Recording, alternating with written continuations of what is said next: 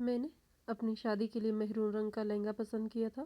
اماں کو سرخ رنگ پسند تھا، جبکہ فیشن بھی سرخ رنگ کا تھا، مگر دل جو چاہتا ہے وہ بس چاہتا ہے۔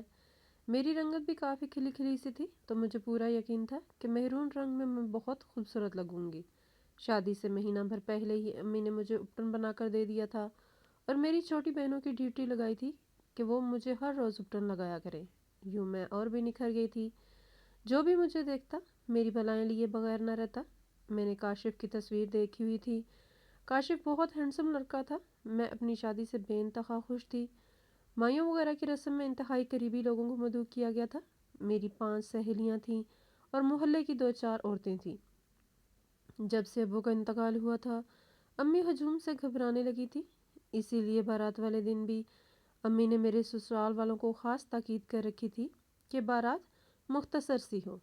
امی اکثر ابو کو یاد کر کے رو دیتی تھی کہ اگر آج میرا احمد زندہ ہوتا تو مجھے کسی قسم کی کوئی پریشانی نہ ہوتی۔ میں ہی امی کو دل سے دلاسا دیتی رہتی، لیکن جو بھی تھا انہوں نے مجھے اور میری بہنوں کو باپ بن کر پالا تھا۔ امی جوانی میں ہی بیوہ ہو گئی تھی۔ تب جمع پونجی ختم ہونے لگی تو انہوں نے پارلر کا کام سیکھ لیا، اور پھر گھر کے ہی ایک کمرے میں چند میک اپ کی چیزیں رکھ کر اللہ پر بھروسہ کر کے کام شروع کر لیا تھا۔ اللہ نے دیکھتے ہی دیکھتے برکت ڈال دی تھی۔ امی کے ہاتھ میں اس قدر صفائی تھی کہ بہت سی خواتین تو دور دراز کے شہروں سے دلہن بننے کے لیے ان کے پاس آتی تھی۔ میں نے بھی امی سے کہا تھا کہ مجھے آپ ہی تیار کیجیے گا۔ امی نے بخوشی میری بات مان لی تھی۔ مہندی کی ساری رات میں سو نہ پائی تھی۔ اپنے مستقبل کے متعلق سوچ کر جہاں میں خوش ہو رہی تھی، وہیں ڈھیروں وہم مجھ سے لپٹ گئے تھے۔ میں نے ساری رات دعا میں گزار دی تھی۔ صبح ہونے میں ابھی چند گھنٹے پڑے تھے جب کاشف کا نمبر میرے موبائل کی اسکرین پر جگمگانے لگا تھا۔ یہ انتہائی غیر متوقع کال تھی جو مجھے خوش کر گئی تھی۔ میں نے فون اٹھایا تو کاشف نے انتہائی دل فریب انداز میں بولا، میں نے آپ کو مبارکباد دینے کے لیے کال کی ہے۔ کل آپ کی زندگی کا ایک نیا باب شروع ہونے والا ہے۔ میں نے سوچا کہ آپ کو بیسٹ آف لک ہی بول دوں۔ میں کاشف کی بات سن کر ہنس دی تھی۔ ہم نے ادھر ادھر کی باتیں کی، پھر کاشف نے فون بند کر دیا تھا۔ صبح ہوئی تو میری چھوٹے بہنیں باری باری مجھ سے لپٹ کر روتی رہی تھی۔ امی نے بھی مجھے ڈھیروں پیار کیا تھا۔ پھر وہ مجھے تیار کرنے بیٹھ گئی تھی۔ امی نے اپنا بہترین میک اپ نکالا تھا۔ انہوں نے کئی گھنٹے مجھے دلہن بنانے میں صرف کیے تھے۔ جب میں تیار ہو گئی، امی نے مجھ پر 4 پڑھ کر دم کیا تھا۔ پھر امی نے میرے سر سے کئی نوٹ وار کر میرا صدقہ دیا تھا۔ پھر امی نے میرے چہرے پر گھونگھٹ گرا دیا تھا اور بولی، رابیل، تمہیں میری جان کی قسم ہے گھونگھٹ مت اٹھانا، نہ اپنا چہرہ دیکھنا۔ تمہاری چھوٹی بہنیں تمہاری منت کریں یا ساس حکم دے، تمہارا یہ گھونگھٹ تمہارا شوہر ہی اٹھائے گا۔ امی کی بات سن کر میں سخت بدمزہ ہو گئی تھی۔ میں بولی، امی، گھونگھٹ کا زمانہ گزر چکا ہے، اب تو دلہنیں اپنی شادی پر ڈانس بھی کر لیتی ہیں۔ اگر میں گھونگھٹ کر کے گئی تو سب میرا مذاق اڑائیں گے۔ امی بولی، ایک دن کا مذاق اچھا ہے، کم از کم تمہیں نظر تو نہیں لگے گی۔ میری شادی پر بھی مجھے نظر لگ گئی تھی، اور دیکھو، شادی کے چند سالوں بعد ہی میں بیوہ ہو گئی تھی۔ امی بات کرتے ہوئے رو پڑی تھی۔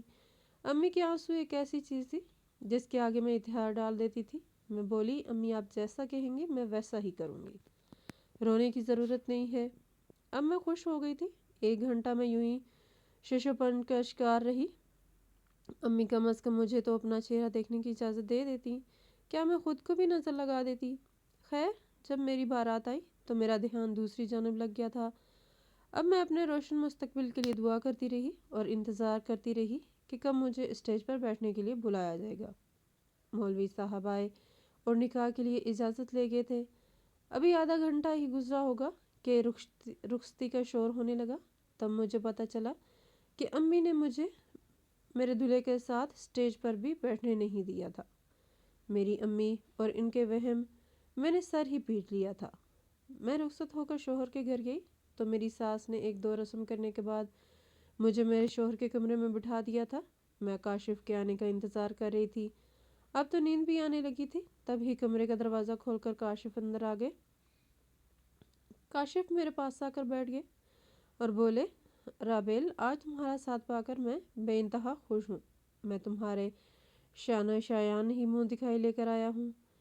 تب کاشف نے میرا گھونگھٹ پلٹ دیا और हीरे का ब्रेसलेट मेरे सामने कह दिया था। मैंने काशिफ का मुंह देखा तो उसकी मुस्कुराहट मिट चुकी थी। उसकी आंखों में उभरने वाले जज्बात मधूम पड़ चुके थे। अब वहाँ गुस्सा ही गुस्सा था। मैं हैरत ज़दा सी इनका मुंह तकती रह गई थी। काशिफ मुझे घसीटता हुआ बाहर ले गया था। वो बोला, अम्मी ये देखें मेरे साथ कितना बड़ा धोखा हो गया है। हूर दिखाकर लंगूर मेरे पल्ले बांध दिया गया है। मेरी सास भी हैरान रह गई। उन्होंने भी दुहाई देना शुरू कर दी। वो बोली, ये क्या मनहूस शक्ल मेरे बट्टे के पल्ले बांध दी है। इकलौता बेटा है, मैं हर गिज इस काली कलोटी को अपने घर नहीं रखूंगी। तभी काशिफ बोले, अम्मी मैं धोखेबाज लोगों से निपटना बखूबी जानता हूँ। ये क्या समझती है कि एक बार शादी हो जाए तो धोखे की बुनियाद पर इसका घर बस नहीं जाएगा? नहीं, ऐसा हरगिज नहीं होगा। मैं डरते हुए बोली, आखिर मेरा कसूर क्या है? काशिफ बोले, राबेल मैं पूरे होशो हवाश में तुम्हें तलाक देता हूँ। मैं नहीं करती रह गई। आंखों से आंसू टपकते चले जा रहे थे, लेकिन काशिफ को मुझ पर रहम न आया था। उसने 3 तलाकें दी और मुझे छोड़कर बाहर निकल गया। मेरी सास ने बड़ेपन का मुजाहरा किया और मेरे लिए टैक्सी मंगवा दी, मगर मैं इससे कबल एक बार काशिफ के कमरे में गई और ज़रूरी सामान उठाते हुए मेरी नज़र आईने पर पड़ गई। मेरा दिल धक से रह गया। मैं आईना देखकर डर गई थी। शीशे में एक काली स्याह लड़की खड़ी थी, जिसके चेहरे पर इंतहाई बेहंगम सा मेकअप किया हुआ था। लिपस्टिक आधे चेहरे तक फैली हुई थी। मेरी आंखों से आंसू बहने लगे थे। मैं समझ गई थी कि ये सब अम्मी का किया धरा है। उन्होंने ही मेरा हश्र बिगाड़ा था। तभी तो वो मुझे आईना देखने से मना कर रही थी। मगर उन्होंने ऐसा क्यों किया था, ये मेरी समझ से बाहर था। टैक्सी आ गई थी और मैं उजड़ी हुई अपनी माँ की दहलीज पर एक बार फिर से आ गई थी। रो रो कर मेरा बुरा हाल हो गया था।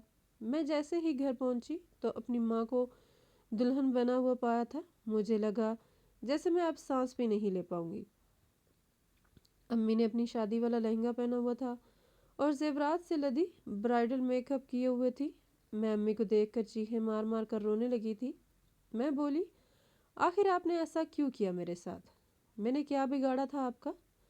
अम्मी दुल्हन बनी हुई थी, महवे रक्स थी, खुश भी थी। मुझे देखकर भी वो रक्स से बाज ना आई और देखते ही देखते चकराकर ज़मीन पर गिर पड़ी थी। मैं हक्का बक्का इनको तकती रह गई थी। फिर मैं झुककर ज़मीन पर गिरी माँ को झंझोड़ने लगी। मैं चीख चीख कर कह रही थी कि उठकर मेरे हर सवाल का जवाब दे। आपने मेरे साथ ये सब आखिर क्यों किया था? मेरी चीखों की आवाज़ से मेरी बहनें भी नींद से बेदार हो चुकी थी। वो भी भागकर अम्मी के कमरे में आ गई थी। सामने का मंजर देखकर वो हैरान खड़ी रह गई। मुझसे छोटी बहन ने अम्मी का मेकअप वगैरह उतारा, जेवरात वगैरह उतारे। अम्मा की देखा देखी इससे छोटी बहन मेरी तरफ आई। उन्होंने मेरे चेहरे से स्याह मेकअप साफ कर दिया था। इतनी देर में एम्बुलेंस आ चुकी थी। न जाने किसने कॉल की थी। हम तीनों बहनें अम्मी को लेकर अस्पताल पहुंची तो डॉक्टर्स ने बताया कि अम्मी कोमा में चली गई हैं। मुझे मेरा दिमाग उभरता हुआ महसूस होने लगा। अचानक मेरी आंखों के सामने अंधेरा फैल गया। न जाने कितनी देर यूं ही गुजर चुकी थी। जब मुझे होश आया तो मैंने खुद को अस्पताल के बेड पर पाया था। हुमा मुझसे लिपट कर रो रही थी और बोली, राबेल बाजी, हम आपकी छोटी बहनें कमज़ोर पड़ चुकी हैं। अम्मी कोमा में हैं। आप बिस्तर से लग चुकी हैं। हमें आपके साथ की बहुत ज़रूरत है। खुदारा ठीक हो जाइए, हमें दिलासा दें।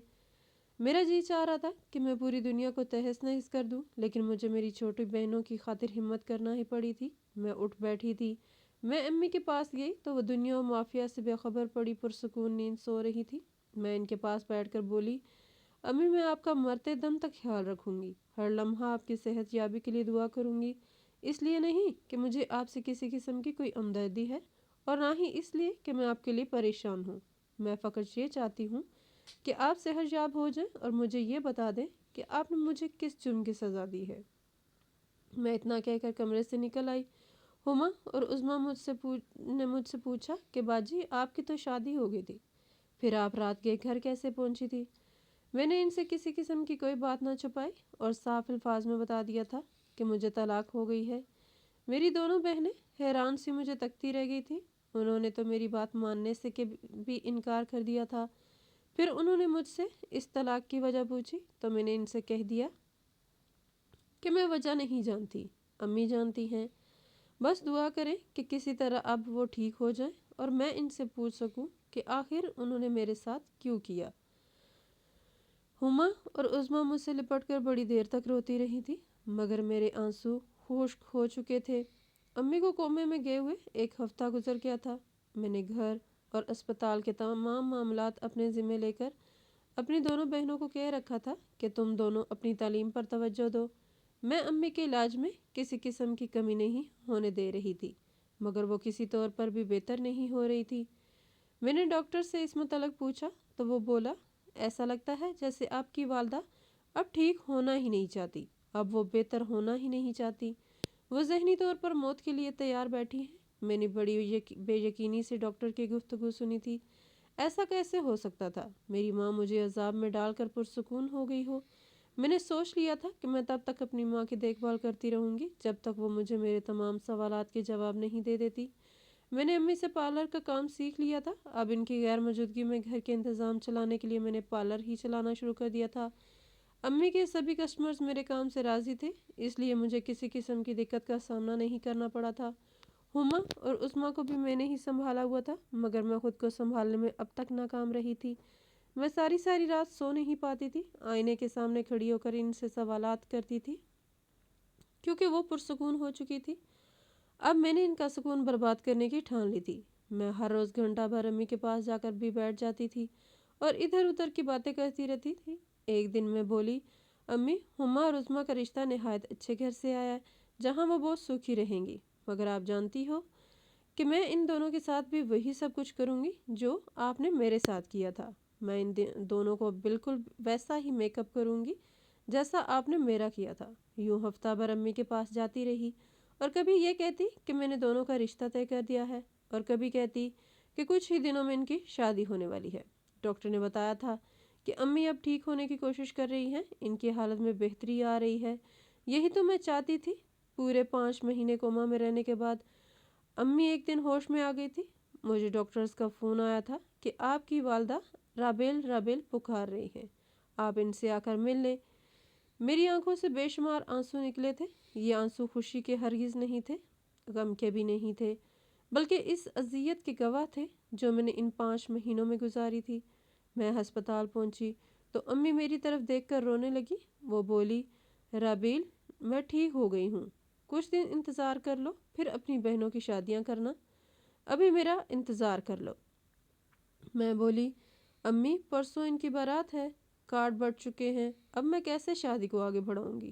آپ فکر نہ کریں، میں آپ کی کمی ہرگز محسوس نہیں ہونے دوں گی اور خاندانی روایات کے مطابق دونوں کا ویسا ہی میک اپ کروں گی جیسے آپ نے میرا کیا تھا۔ امی رونے لگیں۔ وہ اٹھ گئی تھی تو 2 دن میں تو امی کے ساتھ یوں ہی آنکھ مچولی کھیلتی رہی۔ تیسرے دن امی روتے ہوئے میرے آگے ہاتھ جوڑنے لگی تھی۔ تب میں نے پہلی بار امی سے کہا تھا کہ امی، آپ نے میرے ساتھ اتنا بڑا ظلم کیوں کیا تھا؟ میں سچ جاننا چاہتی ہوں، آپ مجھ سے کوئی بات مت چھپائیے گا۔ آج امی کی صحت بھی کافی بہتر لگ رہی تھی، وہ روانی سے بولنے لگی تھی۔ امی بولی، رابیل، تم میری داستان سن لو، پھر میں تمہارے تمام سوالات کے جوابات دے دوں گی۔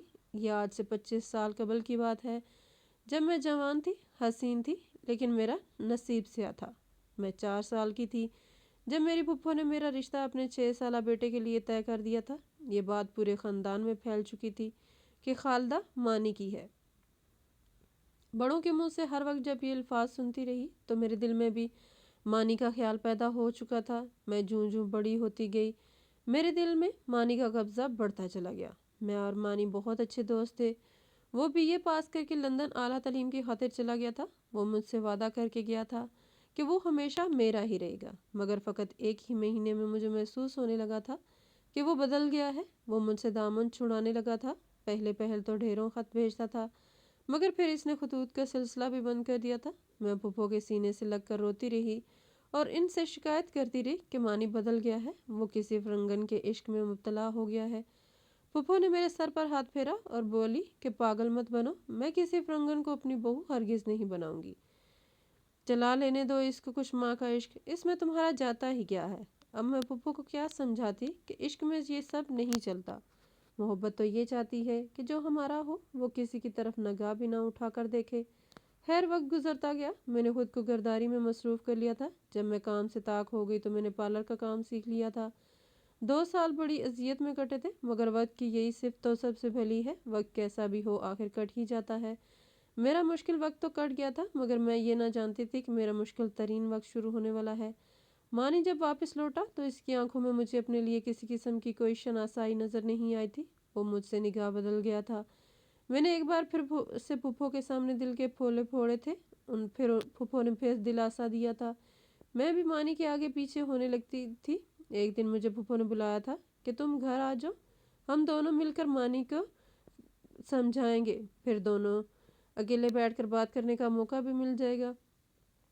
تم دونوں سارے گلے شکوے دور کر لینا۔ میں نے خوشی خوشی حامی بھر لی تھی۔ میں نے اور پھپھو نے 3 گھنٹے لگا کر بڑی محبت اور محنت سے کھانا تیار کیا تھا، مگر مانی نے یہ کہہ کر کھانے سے انکار کر دیا تھا کہ وہ باہر سے کھا کر آیا ہے۔ میری آنکھیں آنسوؤں میں بھر گئی تھیں۔ پھر مانی نے مجھے بلایا اور کہا کہ چھت پر آؤ، میں تم سے بات کرنا چاہتا ہوں۔ میں جلدی جلدی چھت پر گئی تو مانی نے میرے ہاتھ میں منگنی کی انگوٹھی تھما دی تھی۔ وہ انگوٹھی میں نے مانی کو لندن جانے سے پہلے دی تھی۔ مانی بولا، اب میں یہ منگنی مزید آگے نہیں چلا سکتا، میں کسی اور سے پیار کرنے لگا ہوں۔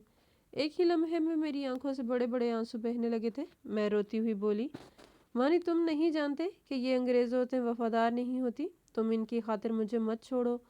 مانی بولا، میں کسی انگریز عورت سے پیار نہیں کرتا، بلکہ میں تو الشبا سے شادی کرنا چاہتا ہوں۔ مانی کے الفاظ پر مجھ پر بجلی بن کر گرے تھے۔ مانی نے میری چھوٹی بہن الشبا کا نام لیا تھا۔ میں آندھی طوفان کی طرح گھر پہنچی تھی۔ میں نے الشبا کو مار مار کر اس کا حشر بگاڑ دیا تھا۔ میں اسے مارتی جاتی تھی اور وہ کہتی جاتی تھی کہ تمہیں عشق لڑانے کے لیے میرا ہی منگیتر ملا تھا۔ وہ روتے ہوئے بولی، باجی عشق پر کس کا زور چلتا ہے؟ یہ خبر دیکھتے ہی دیکھتے گھر میں آگ کی طرح پھیل چکی تھی۔